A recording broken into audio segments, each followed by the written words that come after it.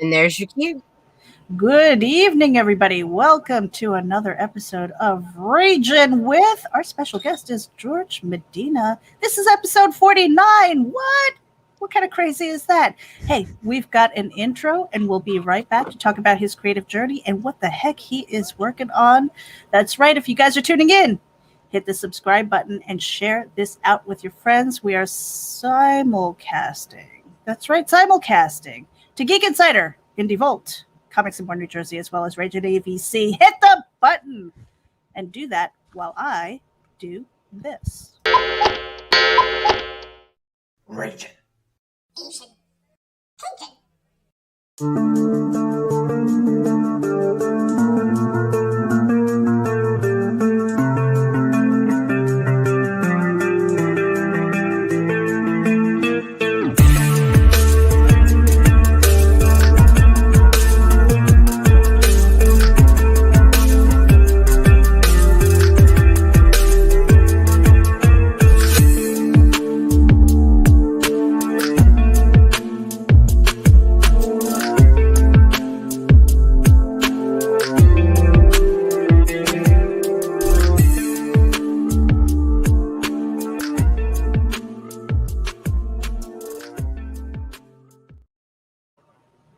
All right, you guys, we are Raging with Jorge Medina, episode 49. I'm going to drop the card here so we can say hello. And I'm going to put you up into the position of honor. Wow. I'm Hey, honored. George. How you guys doing? Listen, before we even start, I got to tell you guys that opening, that beat, it always gets me going. Like when I'm watching the show, love it. I love it. Good job.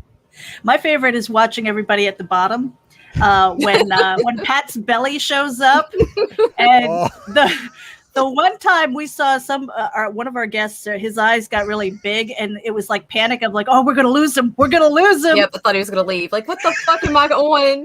What kind of show is this? Oh my god. no, that was funny. That did catch me off guard. I'm not even gonna lie. I tried to poker face it. I was like, mm-mm. I told him I was gonna make his belly famous. You sure did. Oh, that's great. Comic book creator, podcaster, Jorge Yes. Medina, The Adventures of Wonder Dog. Wonder Duck. Yes. We are going to talk about that in a bit, but I love to get to know our guests, and I think it's great for people who are tuning in live and for the replay to understand what your creative journey is like, because that when people connect with you, you know this from podcasting. When people connect with you, they like talking to you. They want to come back. So what was your creative journey like? I mean, you're doing the comic book thing, which is hard, Hmm. very hard. Yeah. You're doing the podcasting thing, which, thank you to the great pause. You turn around and everybody's doing one, right? Yeah. Because Oh, we've all yeah. been kind of stuck at home. Mhm. So what was it? Getting my words. Get it together, Meredith. When young George was kind of looking at this field of life, what in the world made him say, "This is what I want to do"? Yeah. Well, first, thank you so much for having me on the show. I really appreciate you guys having me on here. And but yeah, so the journey started I'm sure you get the same answer. When I was a little kid, I was drawing before I could even read, whatever. For me, it was so we all have a story. We all have our own, journeys. And mine started in Guayaquil, Ecuador. I was born out there and I migrated here when I was 7.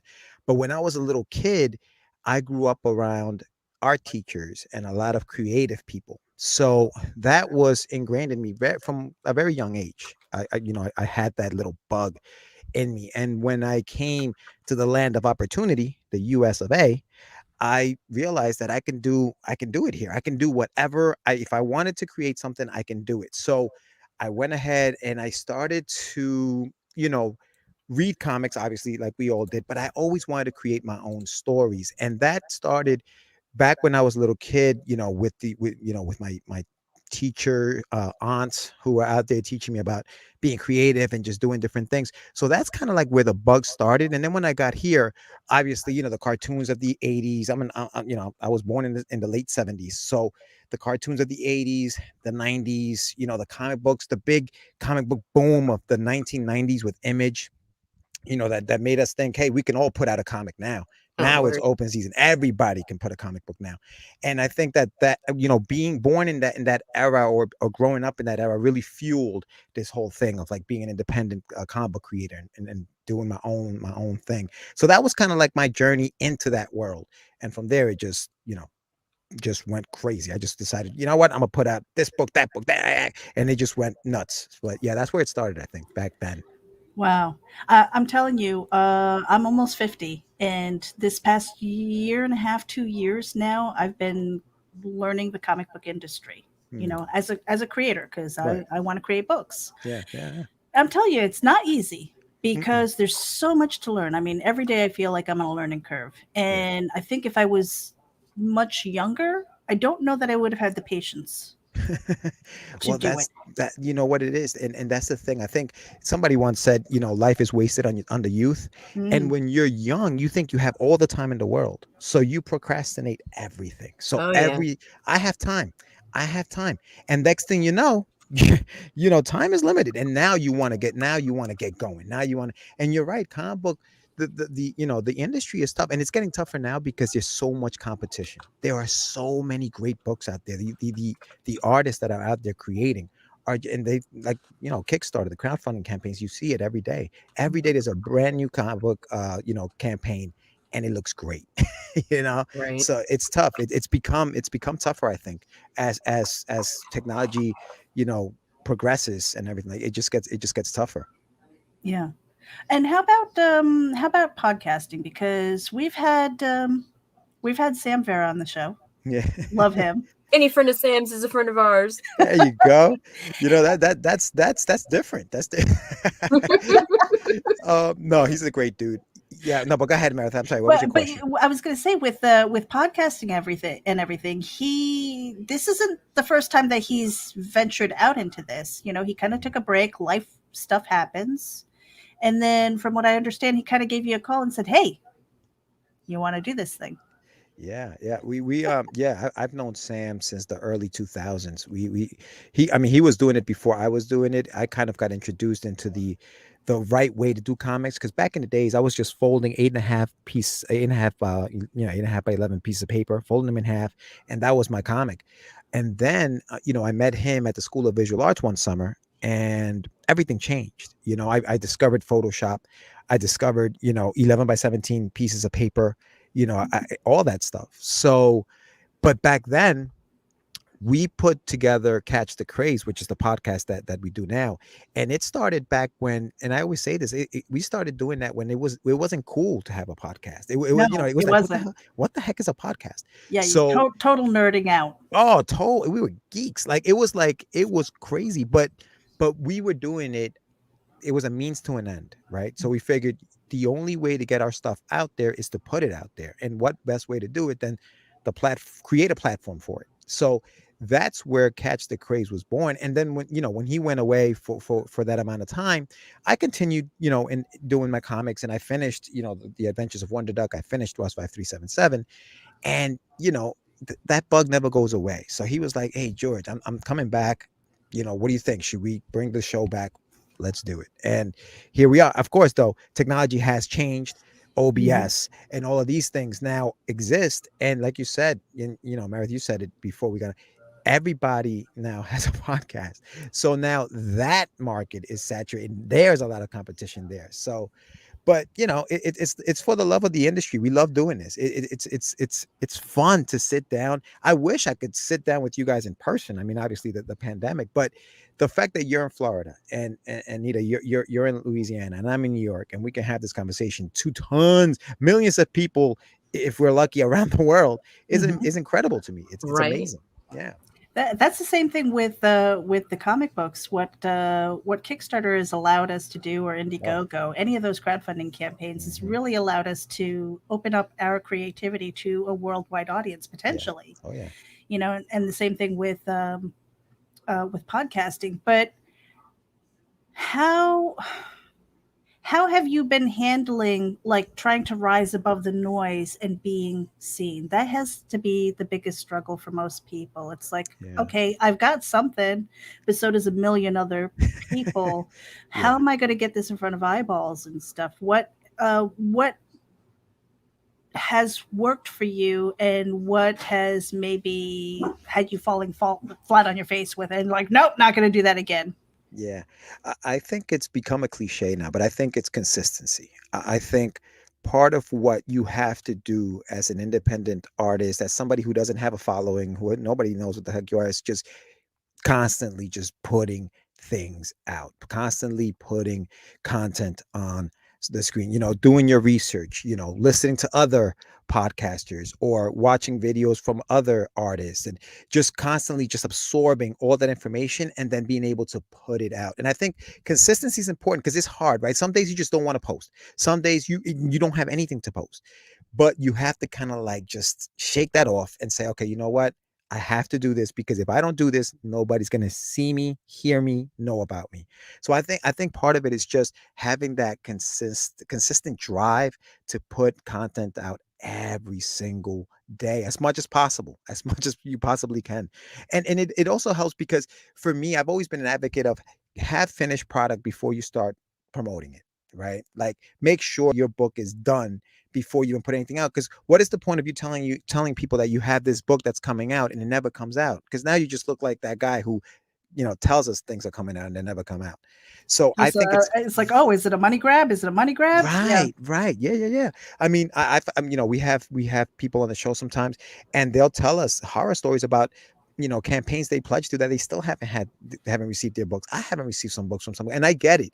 I know as an independent artist, it's not easy to have all that stuff completed. Maybe your artist flaked out, or maybe you just didn't finish the book, but you were so excited about your first book, you wanted to put the first issue out, but you have no second issue, and you barely finished the first one, but you want to put it out there. So I get that. But I think that you have to kind of be disciplined when it comes to that. And that's part of it too, is just being disciplined. And I think that that's what I'm trying to do now in my older age, is be disciplined. Because in my youth, I was not. I was not disciplined, which is why it's taken me so long to do this, because I wasn't. And I wish I had been as disciplined as I am today then, because then I think I'd be a lot further ahead in my career as an independent artist, or as an artist, as a creator today. Oh yeah, yeah. Yeah.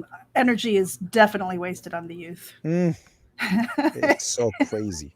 It is so crazy.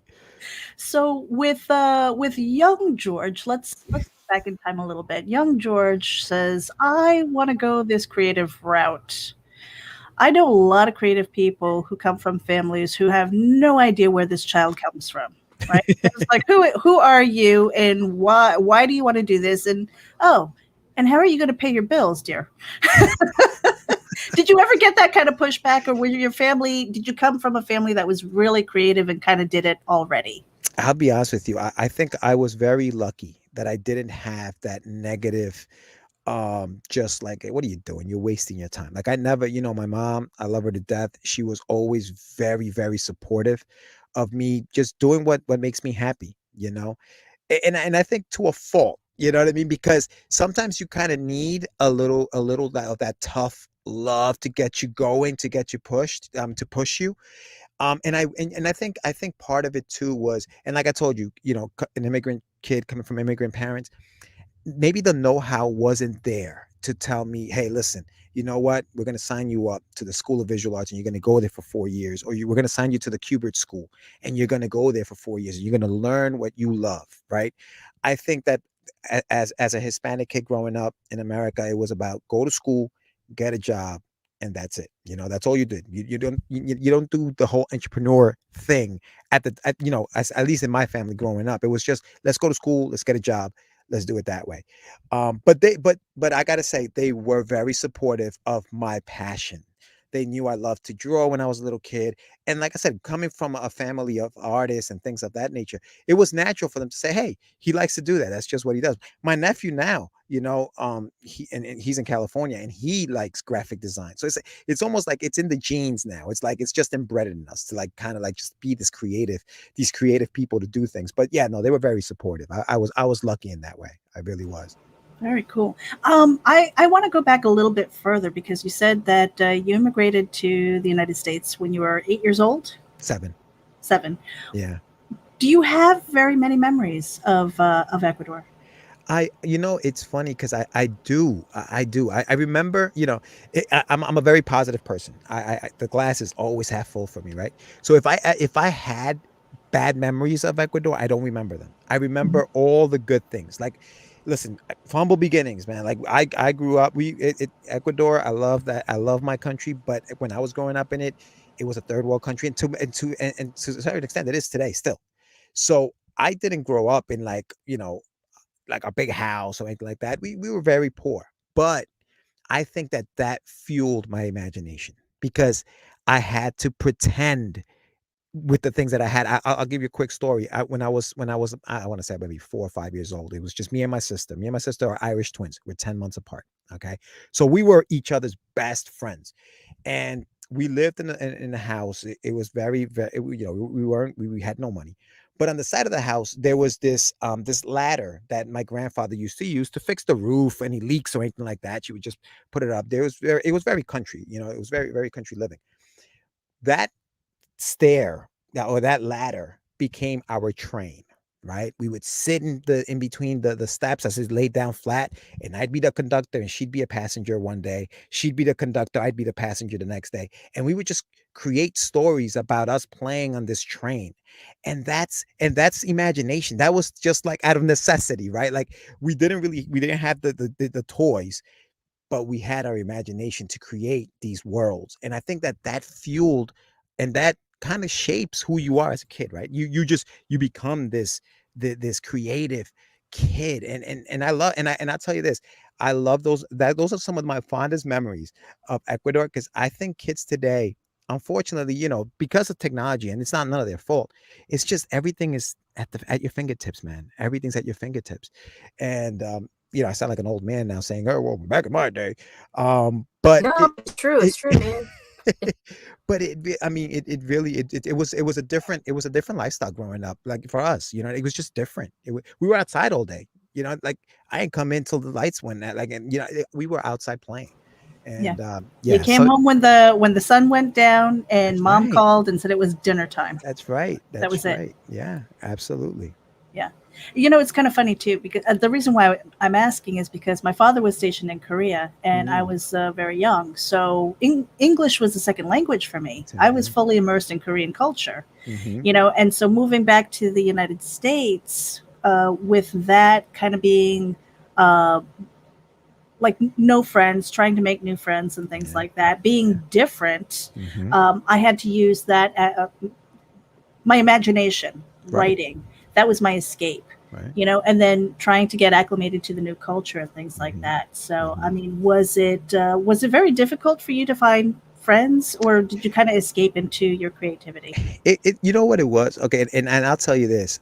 I I'm a big fan of sports. I love sports, right? And I remember, obviously growing up in Ecuador, football or soccer was the thing, right? Everybody out there played football, everybody out there played soccer. So my grandfather was a huge fan of soccer. And so he taught me how to play the game.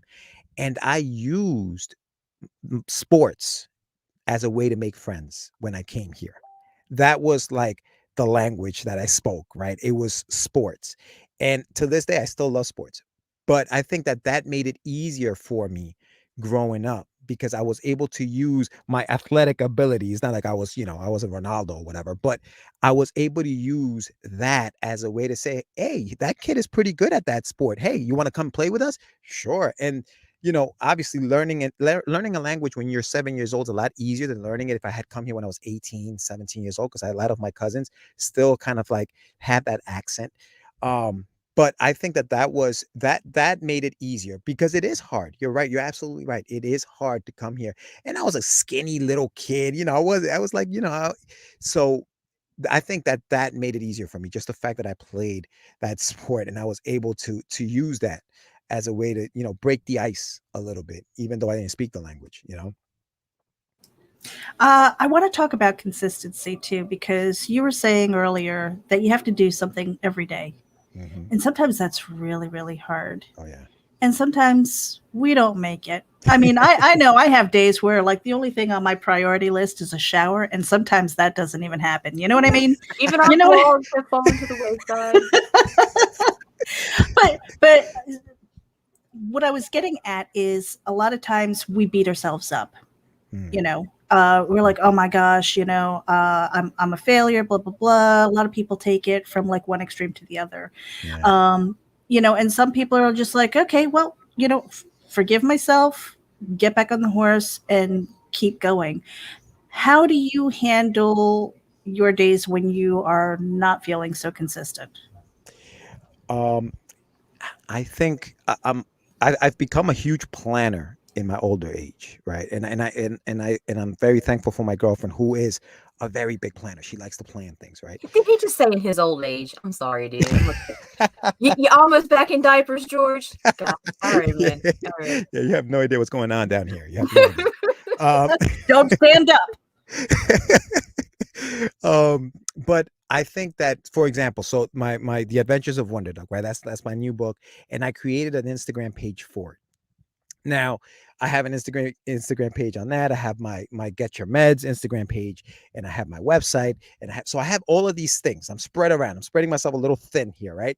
So I decided that for The Adventures of Wonder Duck, I was going to plan this like almost like a schedule of content. So at this point now, I've planned out my content through next year so that I know that next Wednesday, I know exactly what I'm going to post, on that day. So I'm ready for Wednesday so that if I'm not feeling like you said, because sometimes you don't, like, I just don't feel creative today, dude. Like, I'm just not going to do anything. Let me shut it down. I'm not doing anything today. I have that in the back burner. Let me just pop that up today. And at least I have some content for the day and I feel like I did something, you know. Other than that, again, I told you I'm a big, huge sports fan. Sometimes I just, bury myself in a football game and just do that for the day because you need that break sometimes. You can't be creative all the time, like I just need that break. So I try to do that. And then, I have a lot of really good friends. I mean, like Sam is, I'm talking to him on the phone every day because it's almost like going to the gym. You need that. You need somebody to talk to about that creative thing you're doing today, just to keep you going. My friend, Jonathan Syfax, big shout out to him. He's actually watching the show now. Hey John, so what are you doing today? What are you working on today? Anibal Arroyo, another one of my friends. Hey, what are you guys doing today? So I think that you need that kind of like that group of friends that share your same interest in this world to keep you motivated. Because if you try to do that by yourself, you're not. You're fail. You're gonna fail. And sometimes you just don't want to speak to anybody else. And when that happens, I just shut it down for the day and come back tomorrow. I think that we have to kind of do that to ourselves. Otherwise, we'll go crazy and we can go into a dark place. And we got to be careful with that. Yeah. Sure. Now, tell me about your planning stage because you said something here that you can plan it out for months, maybe a year in advance. Mhm. There are a lot of people who don't do that. They're just totally by the seat of their pants. Yeah. What are some of the tools that you use that have been helpful for you to stay organized, stay on task, and keep pushing yourself forward, not just with what's at hand, but what you want to do later on? I think goals. Oh, there you go. I like how you just pop in there. I love it. I think for me, I have to have a goal, right? So like my goal at this point right now is I'm planning a Kickstarter or crowdfunding campaign in May, right? And we've done, like we were just talking about we know how hard it is to keep these things going. So what I decided was, all right, you know what I'm going to do? I'm going to create an Instagram page for the Adventures of Wonder Duck. Here's this. Okay, so now my goal is I have a crowdfunding campaign in May. Until May, I'm going to put content out. I'll try to do it every week, if not every 2 weeks. I don't want to bore people too much either. Like, oh, this guy posts every freaking day, 3 times a day. So I was like, you know what? Let me space myself out. And then because I'm not just like, I don't just write. I also do use Photoshop because I learned it back in the early 2000s. I decided, okay, I'm going to take the pages that I have in my book, I'm going to splice those things up, and that's going to be my content.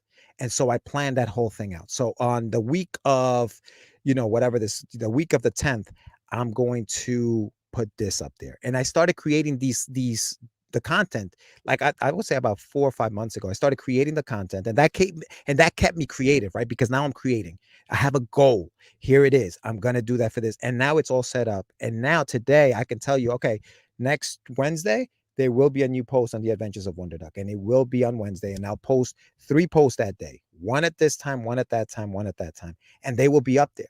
And I think that that's the way I've been able to keep myself, just consistent.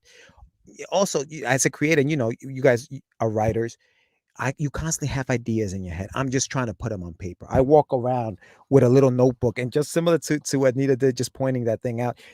I boom, notebook every day. Just, oh, I have an idea, write it down. And I try to do, and it's not, oh, that sounds so easy, George. It's not easy. It really isn't. All twins. It's not easy, but I think you have to kind of force yourself. And I equate this to like going to the gym, right? Those people who work out, sometimes you don't feel like getting up in the morning to do, oh, look at that, 3 for 3. But you have to do it.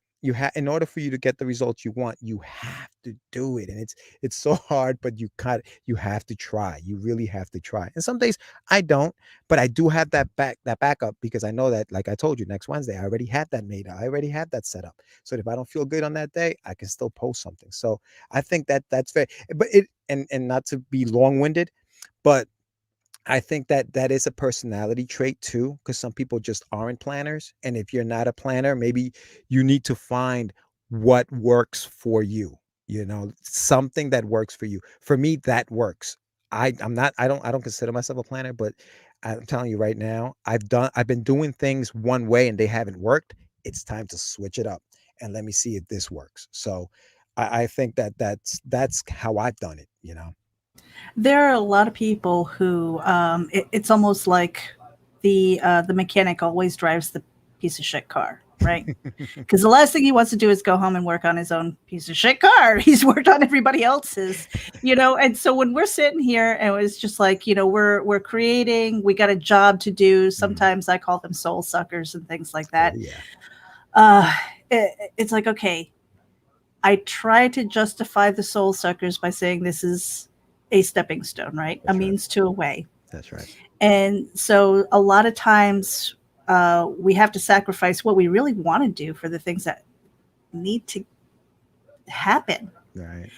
How do you kind of balance those things in your life? When it comes to whether it's the dog's getting ready to bark. All right, I got a second. No, I don't.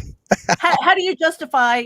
How do you kind of work with the work-life balance, fun, and just kind of get lost time?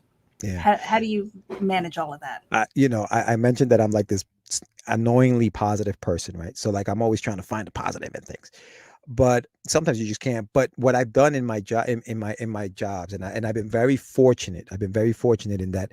When I first discovered the industry of independent comic book publishing, I was working at a small advertising agency where I learned, Photoshop, where I learned, at the time it was called Cork Express. I don't even think Cork Express exists anymore. It became, now You're it's in speaking design. my language. So I learned these tools at the job. So what happened was, and they would kill me if they heard this, but when we were doing shows, say for example, we needed ash cans, they had the printers there, right? So I would go ahead and I would print stuff out while I was doing at work. So I always managed to use my day job as a way to kind of get, do some of the things that I do creatively, because for some reason, and this is the say, I am the most creative from 9 to 5. Like that's when my creativity just all of a sudden just wakes up, and I'm like, oh wow, let me write this down while I'm working.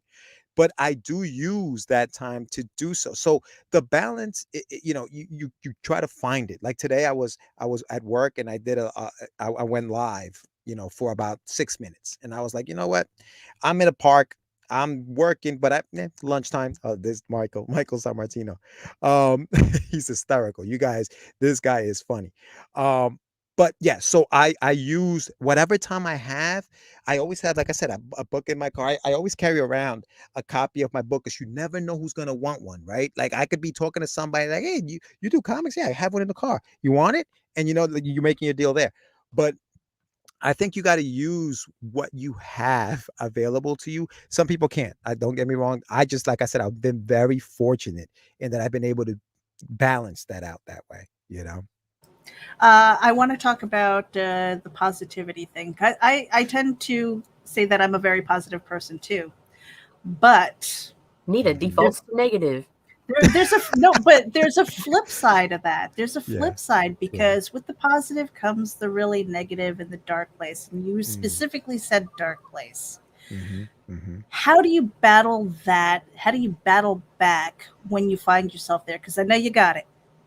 Yeah. Oh yeah. Oh yeah. No. We all. I mean, we all do. I think we all do. I think that part of that battle is surrounding yourself with people that can help you get out of that space and not and not turning it away, because sometimes it's easier just to say, leave me alone. I don't want to talk to anybody. I'm going into this room right now and I'm closing the door. Leave me alone. um I think part of what you have, what I do is I try to I try to think about, and it sounds terrible, but I try to think about how badly somebody else may have it. Like, we think it's bad and we think it's terrible, but then you hear about people who, you know, have been diagnosed with certain diseases that are terminal. There's no coming back from that kind of stuff. And that kind of, like, it just like snap, like, holy like, what am I doing, dude? Like, are you serious? I have, I can use my hands. I can walk. I can talk. I'm healthy. I'm alive. Let me just. I got to shake that off, man. And I gotta do something. So no, it's not easy. You definitely can get there, but I think that part of it is just psyching yourself out. The brain is an incredible muscle that can bury you or can lift you up. And if you let it bury you, it'll make you go down there fast. So I try to stay above it. I try to just, try to stay, like I said, like you said, it's a positive mind, but it can get a little crazy. And then that's when I lean on my girlfriend or on my friends, and I've been blessed to have these positive people in my life. And yeah, so that definitely helps.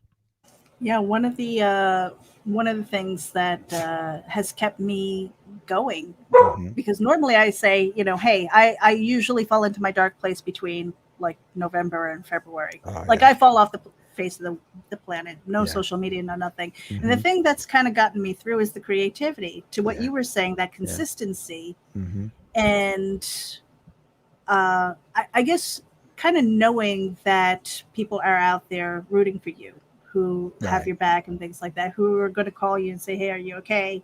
and Hmm. that kind of thing. I think that's really important, especially Yeah. in an industry where with you writing, with you you know, even getting on the podcast and stuff like that. If you have to go solo, whatever, and just kind of sit there and talking, it feels really alone sometimes, but that consistency and I guess projection to say, hey, they're waiting for me because they know I'm posting something on Wednesday. Yeah. Yeah. You know, I Yeah. think that's really important. That definitely helps. It's crazy because with social media, right? It's almost like a necessary evil, right? Because even social media can get dark, right? Because yeah, you're here and you want to post your stuff, and then you'll see a negative message, or somebody's talking shit online about you or something like that. And there's a different kind of bullying now that occurs that we used to deal with in school, face to face, one on one. Now it's behind a computer, and now those people are a lot more brave to talk shit behind a screen. Hey, I can say whatever I want because there's no Right. consequences. And I And think less likely to approach you that way when you see them in absolutely person. would, yeah, in Oh person yeah. would never happen in person, In but fact, behind the they'll screen. cower at cons. You go to cons and you see them ducking you, bro. It's like, oh, that's what I thought. That's what I thought. But you know what it is, and so you have to kind of like navigate through that stuff. So when you're not feeling right, you have to now deal with that kind of nonsense. And as a creative, we tend to be very sensitive, man. Like I remember when I first put out Russ 5377, right? I was drawing it myself. I was doing the whole thing. But I needed to, in order to get it out there, sometimes you need, the critics to take a look at it and write a review for you so that more people see it. But that can go both ways, because if they don't like it, they can rip it, which is what happened to me. The man was like, the artwork sucked. He hated the artwork. Now, me being the positive person I am like, all right, well, then I guess I just won't draw anymore. But I was like, I'm not going to draw it, but I'm still going to write it. And I'm going to find somebody who can draw it better than me. And I'm still going to put it out. And that was the flip, right? That's how I try to flip that negative into a positive. And it's worked, because I finished the 144-page graphic novel that I wanted to do. And I'm proud of it. And now, even if somebody doesn't like it, I think as you get older, also, you start giving a fuck less. Like, you're like, who cares? I don't care. Like, I think you get that kind of in you as you get older. And something that when you're younger, you're like, oh my God, like, I can't believe that person doesn't like it. Why they don't like me? Maybe it's me. Maybe it's me. And so, but yeah, no, I'm going back to, I don't know where the hell I was going with this, but yeah, no, that's, I think that you have to be careful, even with like what you're posting on social media sometimes, because like Nita said, they get really, really brave behind that computer. Yeah. And I was going to say, the older that we get, it's just like with the experiences, maybe a little bit more jaded, definitely, thicker skin and stuff like that. Yeah. As a positive person, you say, I am positive that your review sucks. So there. That's it. That's how positive I am. We're going to take a little bit of a break. We're going to be right back. Let me get the card up here. So everybody who is tuning in, we are Raging with Jorge Medina. We're going to be talking about Adventures of Wonder Dog and Russ 5377. That's right. I didn't have a dyslexic moment there. We'll be right back after this quick break.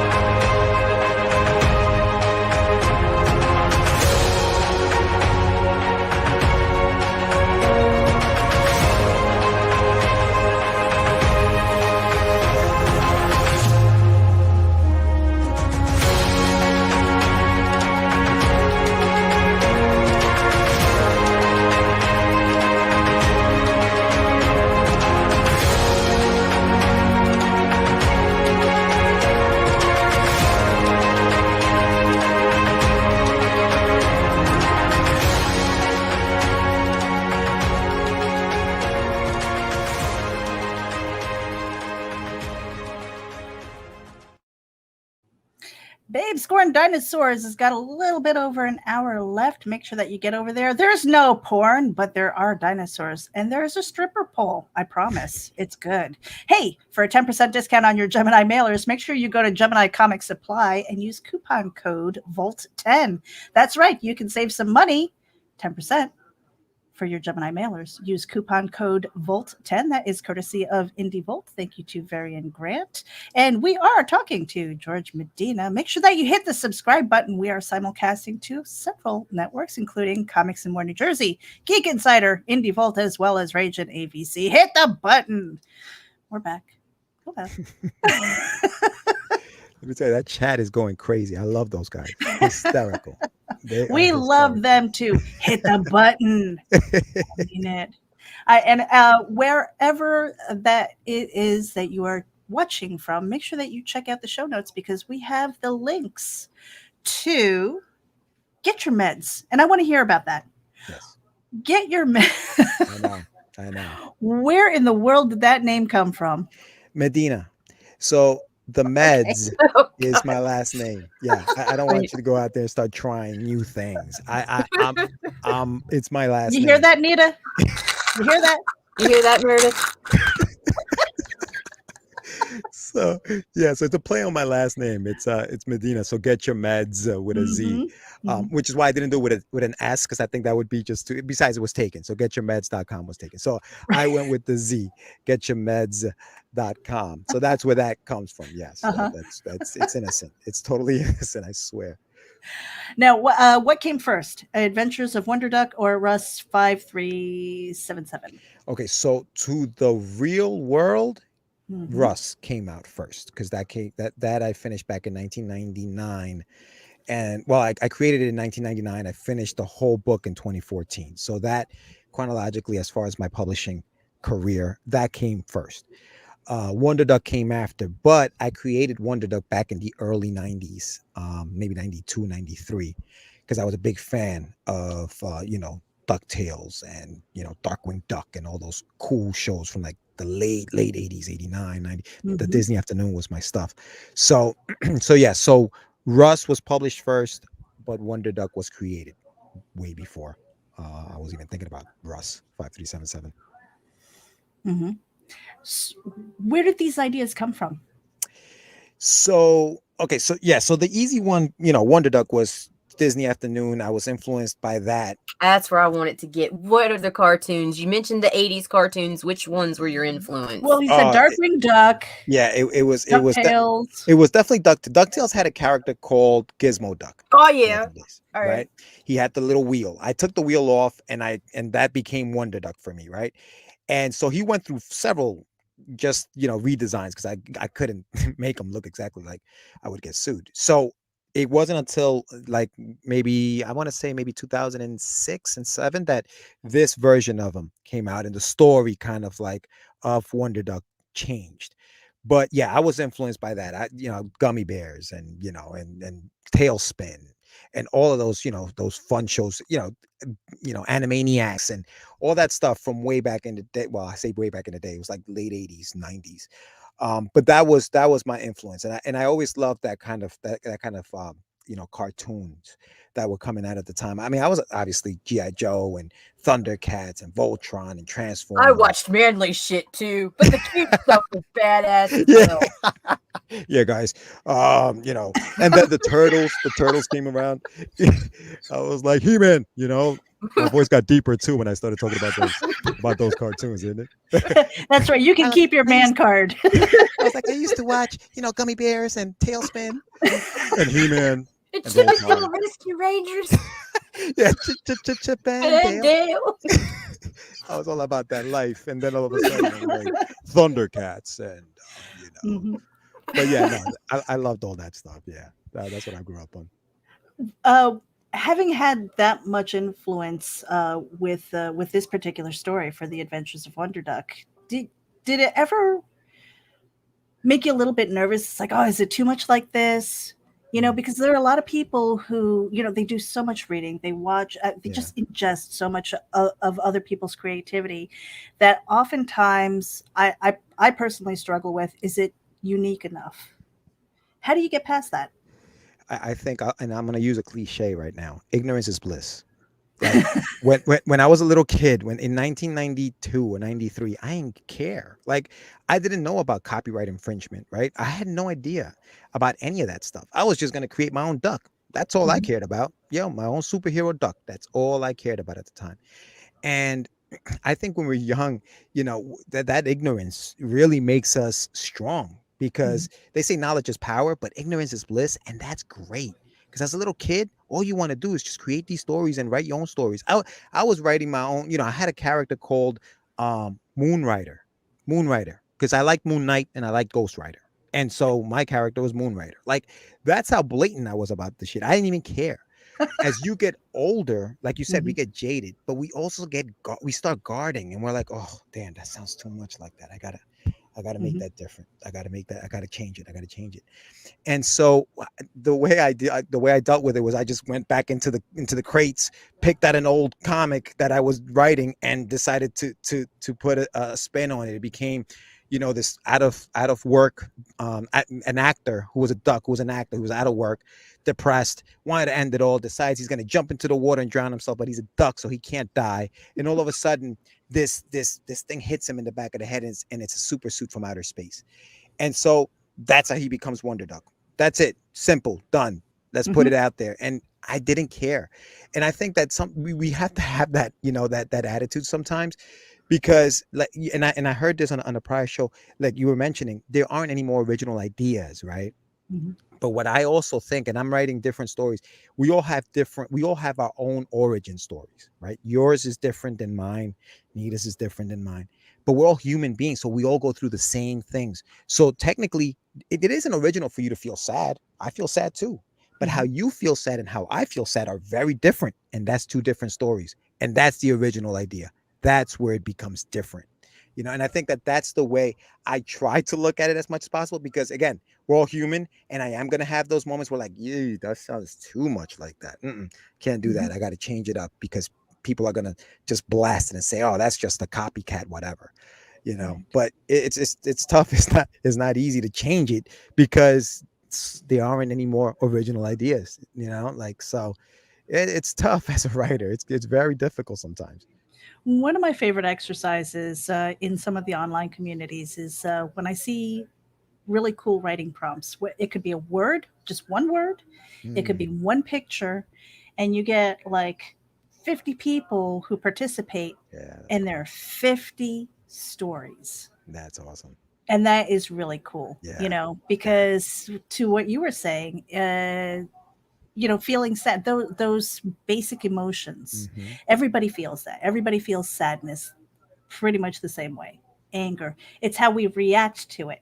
Right. It's how we write about it, and express those things that make it unique. And so when we're putting this content out, it is from ourselves. It's from that experience that you said, that we did. Adventures of Wonder Duck is what is the demographic that you're trying to reach as far as that audience? So I want to use the whole all age book, but I think that when you talk about marketing, when you talk about putting it out there, you have to have a demographic, right? You can't just say, hey, it's for everybody can read it. I think for this book, I'm looking at kids between the ages of, I would say, about maybe 7 to about 12, or 7 to 13, right? Like preteens, and like, kids like my age when I started, watching the cartoons. Maybe, I can go back maybe as far as maybe 6. It's an all age. I mean, like I said, it's an all age book. There isn't any adult content in it. You know what I mean? It's an action adventure, fun, bam, wham, boom, boom, boom. Like just the fun things that I like to watch. And the crazy thing about that, and correct me if I'm wrong, guys, I don't know, but I think that kids are getting a lot more mature earlier in life. Oh yeah. And so that age that I'm telling you maybe was the age when I was growing up, and now it's a little different. So as a creator, you also have to become like almost like a kid psychiatrist, like a psychologist or whatever. So because you don't know what they're going to react. But I think to me that's what I was thinking when I was creating it. That's the age group I kind of want to dive into. It's something that you can read to your kids, something that you can maybe pass off to your grandkids or something. And but I don't know why all ages is such a hard sell. I mean, because if you've got a good story, if you've got good art, adults can enjoy that too. I mean, I can't even tell you how much I enjoy like Captain Underpants, things like that. I mean, it's the danger of saying all ages now when you have groups like Million Moms and shit like that flip their shit over every little thing. Yes. Like I think that's it. That's why it becomes very necessary for us to have this age range, and even then we're gonna fall short in some crazy bitch's eyes. Right. Yeah, there's always going to be somebody. You're absolutely always. Right. You're absolutely right. But what about Russ 5377? What kind of audience and what type of story is that? So when I was in college, I was working at a group home. It was a group for like just kids who either were abandoned by their parents or they had issues at home. I was doing data entry work. I wasn't like a social worker or anything. I was doing data entry work, and one day I came across this kid, Nonami, right? I was like, oh, that's a beautiful name, Nonami. That's great. It wasn't Nonami. It was no name. The kid had no name. I was putting his info in, and his name was no name. And I was like, wow, what if there was a kid that grew up in an orphanage, right? He thought it was an orphanage, but he wanted to get out because he found out it wasn't just an orphanage. It was this crazy place where they were trying to create the perfect specimen. Again, originality, no, right? It's not so original, but I think that Russ's plight and how he goes about taking care of business, trying to escape, save his friends, that's the different in that story, you know. And so that's what that story is about. And that's more for like I would say it's more for teenagers and above, because Russ is 17 years old, and the story is going to deal with, at this point in the first 6 chapters of it, which is the first graphic novel, it's just him and will he escape that home? That's the whole thing. But as the story continues, you know, he lost his mom when he was a kid, and he's trying to find her. And as the story continues on, it's going to take on different, you know, themes and messages and things of that nature, loss and death and that kind of stuff.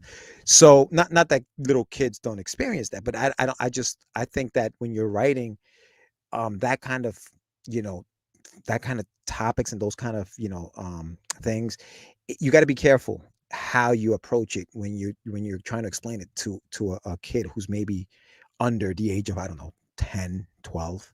So yeah, so this book is it's a little more for, like, you know, teenagers and above, maybe 16, 17 years old and above. But yeah, that's what that story's about.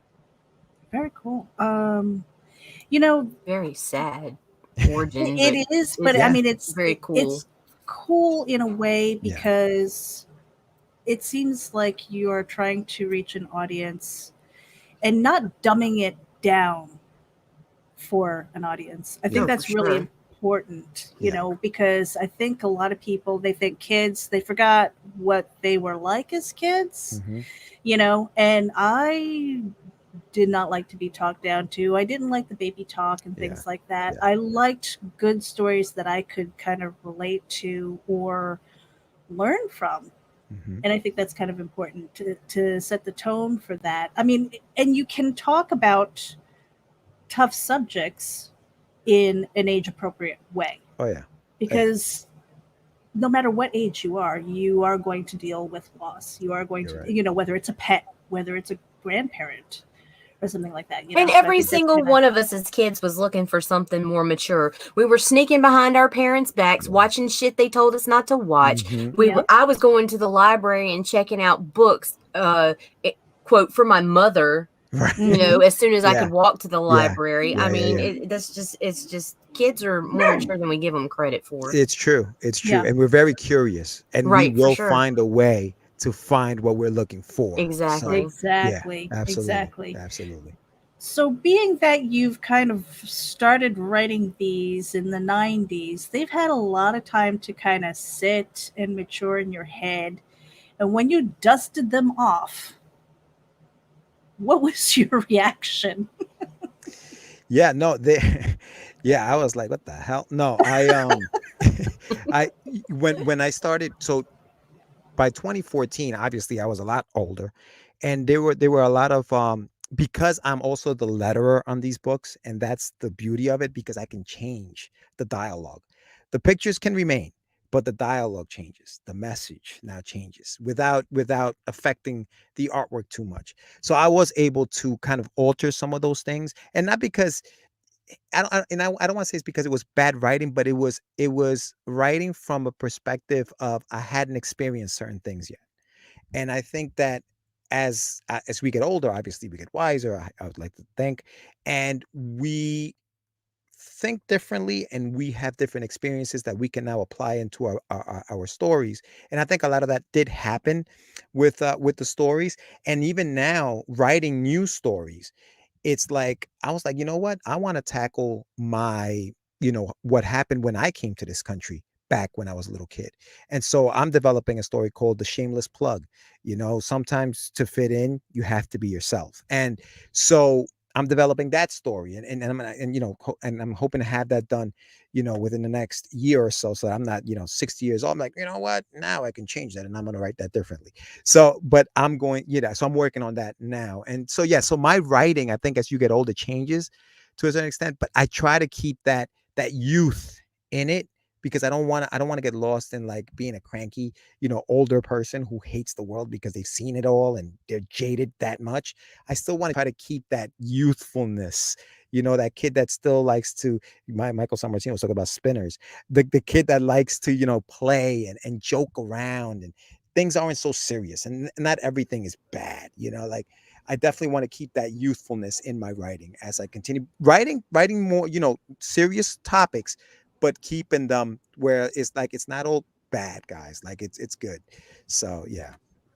So with and I'm gonna pull up your website here because you've got is There this it where goes. people can find Yes. your books? Can they Everything. contact you directly? Yeah, I actually, it's funny because I'm such a jerk.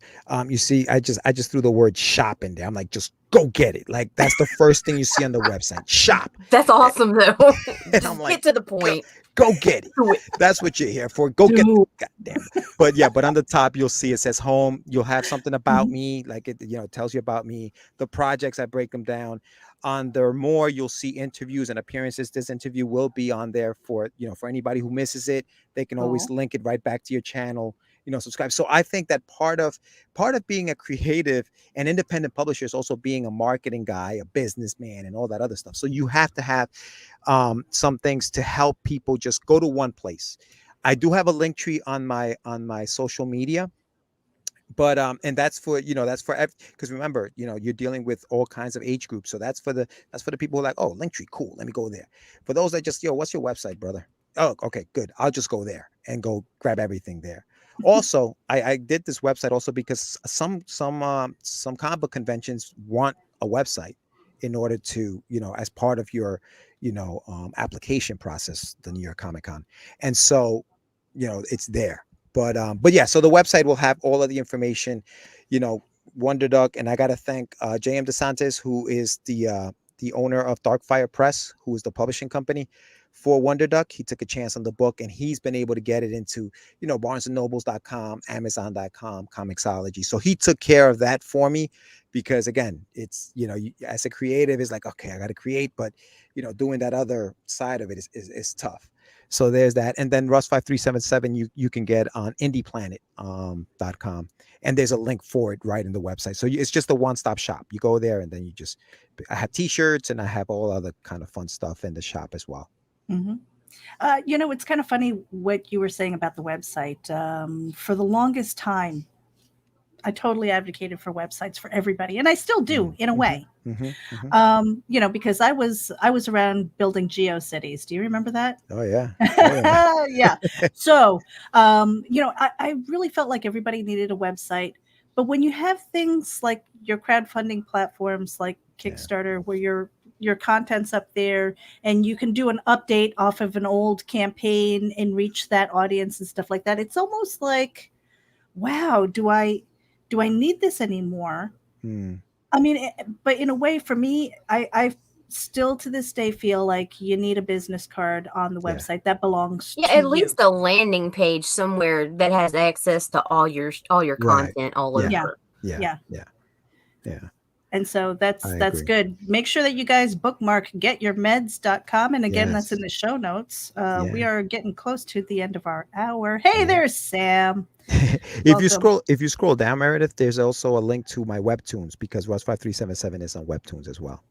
Very cool. Yes, and that link is there on the show notes as well. But definitely go over to his website. And you have a mail list that you're trying to build up. Yes, there it is. So drop us a line. So there is a mailing list there.